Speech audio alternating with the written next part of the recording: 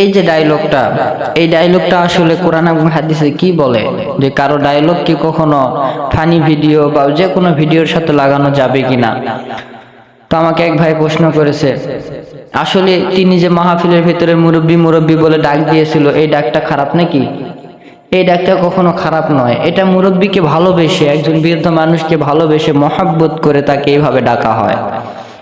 এটা কখনো খারাপ ডাক নয়, এটা খুব সুন্দর একটা ডাক, মহব্বতের ডাক, ভালোবাসার ডাক। যখন বক্তা সাহেবেরা ওয়াজ করতে যায়, আমি অনেক জায়গায় ওয়াজ করতে যাই, ওখানকার মানুষেরা অনেকেই এরকম বিভ্রান্তি করে। অনেকেই দেখবেন একটু বাদাম কিনে নিয়ে যায়, মটর কালাই নিয়ে যায় খায় আর বয়ান শোনে, ওয়াজ শোনে, আবার মানুষদের সাথে গল্প গুজব করে, অনেক ডিস্টার্ব করে।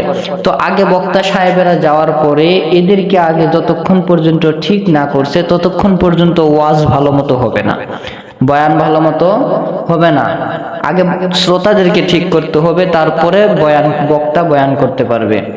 দেখেন, বক্তা সাহেব ওয়াজ করতে করতে যখন একজন ব্যক্তির দিকে চোখ পড়ে যায়, সেই ব্যক্তি অন্য ব্যক্তির সাথে গল্প গুজব করতেছে, তখন বক্তা সাহেবের কিন্তু কখনোই ভালো লাগে না, আর বক্তা সাহেবের ওয়াজের মনটাই ভেঙে যায়।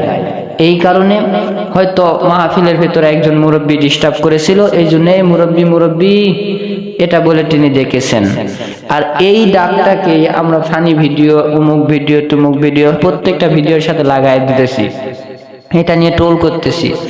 আসলে শরীয়তে কোনো বিষয় নিয়ে হাসি ঠাট্টা কখনোই করা যাবে না। ভালো বিষয় নিয়ে কখনো হাসি ঠাট্টা করা যাবে না। যদি এটা খারাপ বিষয় হতো বা অন্য কোনো জিনিস হতো তাহলে করা যাইতে পারে, কিন্তু হুজুরের যেহেতু একজন ভালো হুজুরের এটা কথা বা হুজুরের ব্যক্তিগত এটা বক্তব্য, এটাকে আমরা কেটে এটাকে আমরা ফানি ভিডিওতে লাগাইতেছি, এগুলো আসলে ইসলামের শরীয়তে নিষিদ্ধ, এগুলো করা যাবে না।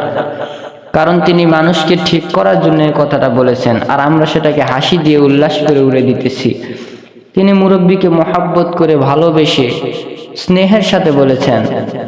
আমরা মুরব্বী মানুষদেরকে অনেকেই মুরব্বী মুরব্বী বলে ডেকে থাকি, এটা একটা ভালোবাসার ডাক, এটা খারাপ ডাক নয়। এই জন্য এটা নিয়ে হাসি ঠাট্টা করা, এটা আসলে করা ঠিক নয়।